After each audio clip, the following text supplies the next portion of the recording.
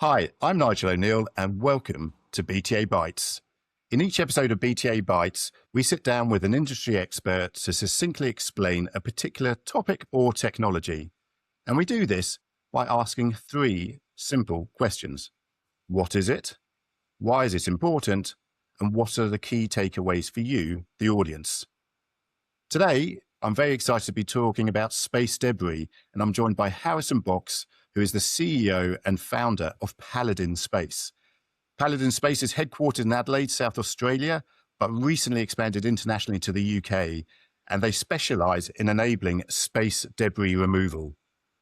Harrison, before we get into the first question, please introduce yourself and share how you became interested in the topic of space debris. Yeah, hi Nigel, and thanks for having me on. Honestly, I love the opportunity to talk about space debris and what we're building at Paladin. My name's Harrison. I basically became in love with space debris back when I was actually in university, over in the University of Glasgow.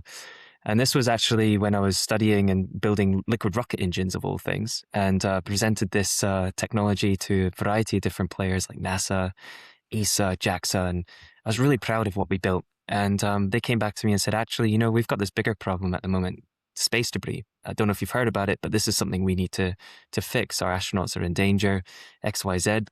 I went back to university. I studied my master's thesis on the concept behind reusable solutions for space debris removal. And I just became even more in love with the problem.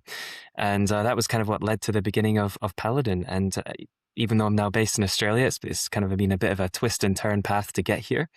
But I've been sitting on this idea for a long time and looking forward to actually starting the business. So a couple of years ago, I took the plunge, started the business over in Adelaide, Australia. And as you mentioned, we've now just expanded into the UK with backing from the UK government and the European Space Agency. So exciting times ahead over the next couple of years for sure. Lots to talk about, but in a nutshell, that's where we are at the moment.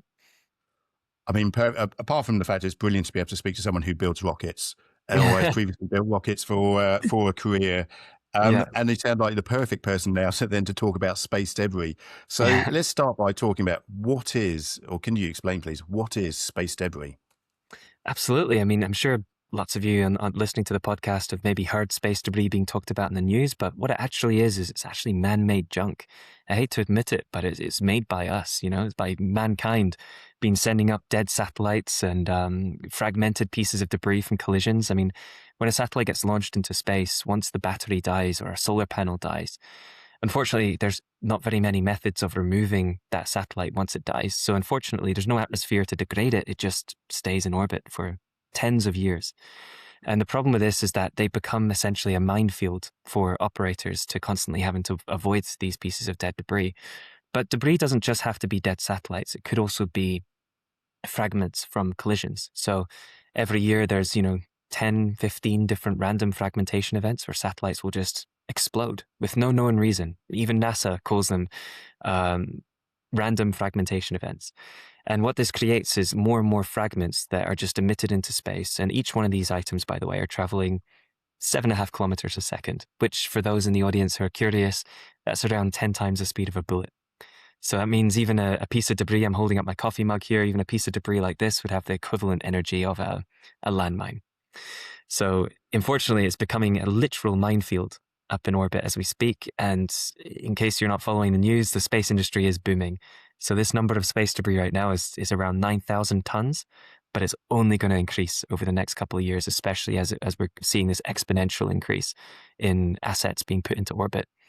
So it's a huge problem, but fascinating one. So you said there's about 9,000 tons of space debris up there at the moment. And what size do these pieces of space debris range from? How big are they, or how big do they get, and how small do they get? Oh, great question. So the whole spectrum, we've got large dead rocket stages, and I'm talking huge items here. I mean, if you send up a rocket, a second stage that's depleted of fuel might stay in orbit for hundreds of years, and that's huge. But in fact, the majority of debris is actually pieces below a meter in size. So we're talking fragments from collisions, micro pieces of debris that actually are impossible to track. They're below a centimeter in size. To give you a couple of numbers, ESA predicts that there's over 100 million pieces of debris in that lower than 10 centimeter range. that are just currently not being tracked, that are currently circulating in low Earth orbit.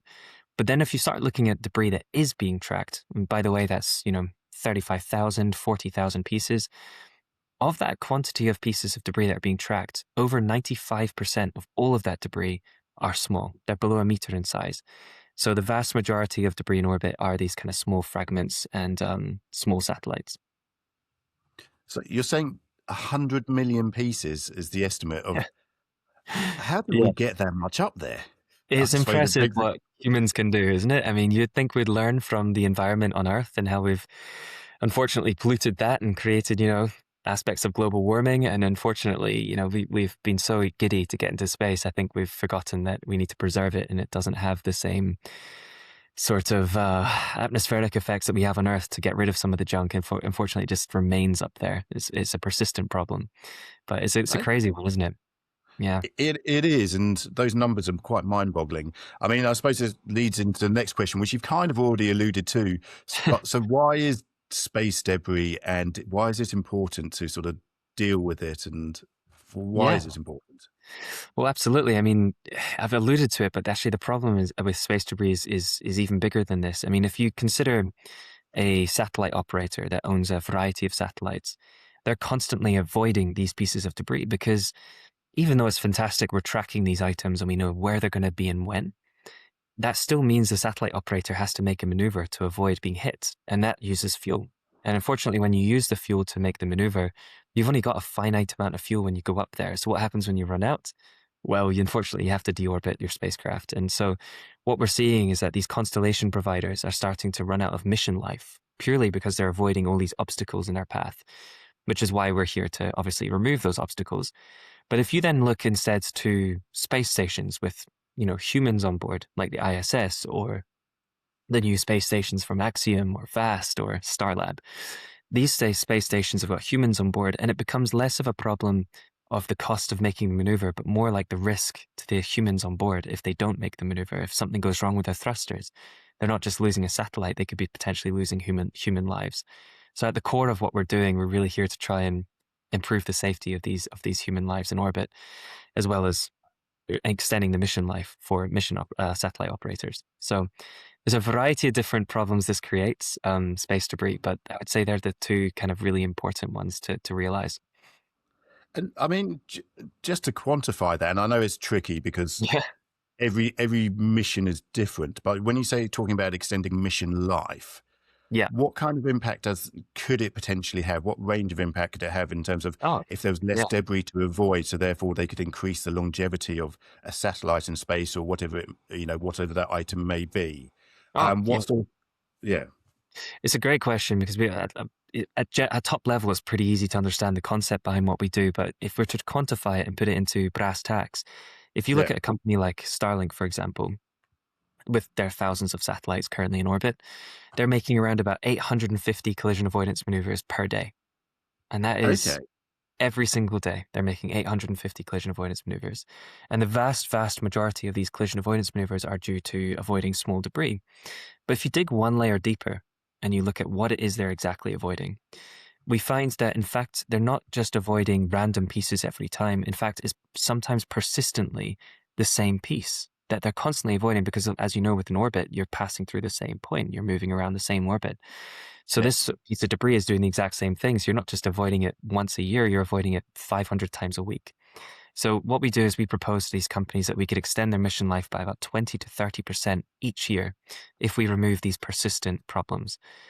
And what we're proposing here isn't a dream solution where there's, thousands of satellites each in different orbits, or potentially one mega satellite that makes all these different orbital transfers. What we're proposing is a phased rollout where we have a satellite in a very congested debris orbit, and it eats maybe 5 to 15 or 20 pieces of debris in a very similar orbit. And we pick those pieces specifically as the ones that provide the most benefit to satellite operators.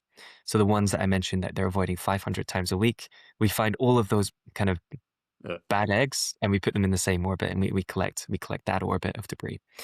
And that's how we can try and quantify some of the benefits. I mean, our metric for success is actually really interesting. We shift the metric away from number of pieces of debris we collect to instead how many collision avoidance maneuvers are we saving? Because at the end of the day, that's all these customers care about. If you own a space station and I went up to you and said, hey, can you pay me to remove 3 pieces of debris? You'd probably wonder at this point, like, how you got through the door. But if I say to you instead, I'm going to save you X number of collision avoidance maneuvers every year, all of a sudden you can immediately see what that dollar value is. And then that's what we charge it based on. So the ownership becomes on us to figure out which debris is best to remove to achieve that KPI. It's a really fascinating business model. I quite enjoy taking a new spin on the problem. Well, nice pun there as well, and Yeah. spinning through space. I was going to say that's absolutely. I mean, that is fascinating and quite amazing. And I didn't realise the complexity of it. In my mind, though, I've now come to you that you are the most exclusive litter picker and selective litter picker Correct. in the world, collecting space debris. I mean, going back a step as well, just to really understand why it's important. And why is it important from, you talked about just now mission life, but also you talked about human lives and protecting those in space. Why is it important on that side of things? What could be the impact of this space debris on, say, a space station? Yes, absolutely. I mean, on a space station, it's scary to say this out loud, to be honest. But there was a story recently in the last couple of months with the Chinese space station that got hit by a small piece of debris. And it was very small. We're talking, less than a centimeter sized piece of debris. But that caused enough damage to one of their modules that they had to return all those astronauts to Earth and send new astronauts up with a new module. The cost as a result of this would be tens, 20s, is close to $100 million to resolve this issue. And that was from a sub 1 centimeter piece of debris. If we're talking a piece of debris the size of our mug, that could destroy an entire module and potentially the people inside it.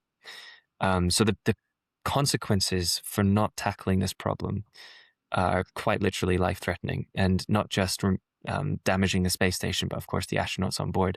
But more for the people, the general public listening to this who maybe aren't in the space industry or don't own space stations or constellations, the impact to them is a bit more interesting as well. I can imagine that most people listening to this have probably at some point today used a contactless card transaction. They've maybe used GPS to get to the park or a cafe. But all of these assets that we rely on Earth actually rely on space-based infrastructure.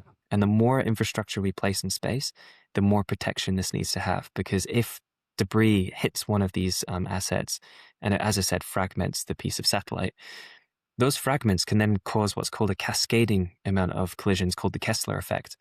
And I don't know if anyone's watched the movie Gravity with Sandra Bullock or George Clooney, but not only does it put their lives at risk, but in fact, the cascading effect of this can actually wipe out entire infrastructure in orbit. So hundreds of satellites can go down. And as a result, we could be placed in a bit of a dark spot on Earth. We wouldn't be able to use GPS or pay for things with our phone, and there's a variety of different things that would go down. So we're trying to be here and fix this problem before it gets to that. So you're saying that my king of the mountain may be missed if the satellite gets taken out by space debris. Well, Exactly. I don't think I need to worry about me achieving king of the mountain, but anyway. Exactly.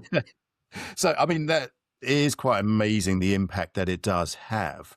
So if we move to the sort of third and final question, what are the key takeaways that the audience should really understand and know about, and which you'd like to share?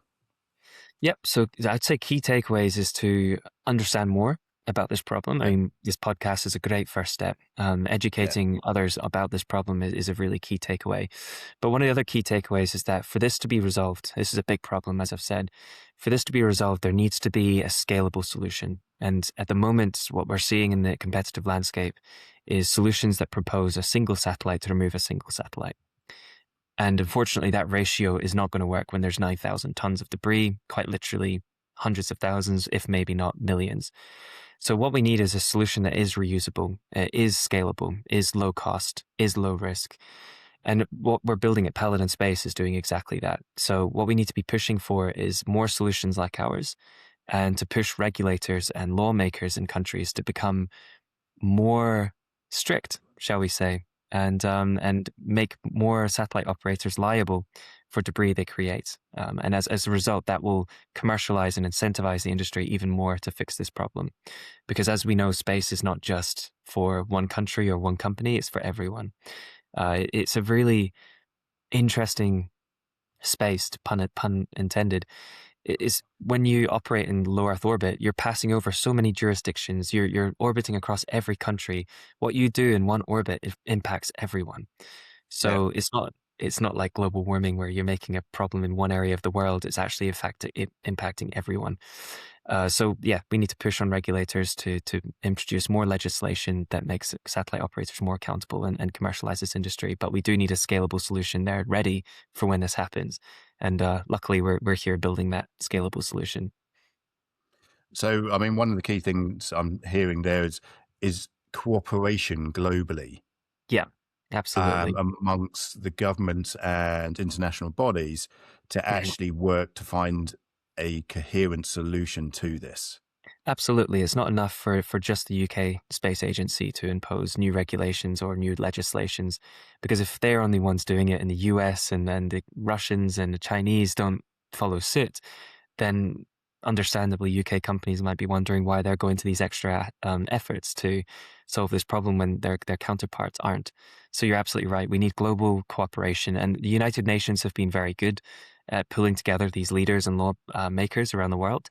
But there just needs to be a line in the sand drawn, and agreements need to be made to actually put these guidelines into actual practice. Wow, that's quite amazing. Well, Harrison, thank you very much for sharing your expertise. I didn't Right. realize there's 9,000 tons of space debris floating around, which need to be dealt with. I didn't realize the scale of the impact, and both on mission life and also human beings as well, and this protection of Absolutely. humans. And also, it's interesting finding out about what, in terms of how we take this forward and what are the key takeaways. And I think that real global cooperation and sounds absolutely critical. So thank you very much for that, Harrison. That was brilliant. This BTA Byte was brought to you by the team at Behind the Algorithm. Please visit our website at behindthealgo.com, or for more episodes, please download them from wherever you get your episodes from. Bye for now.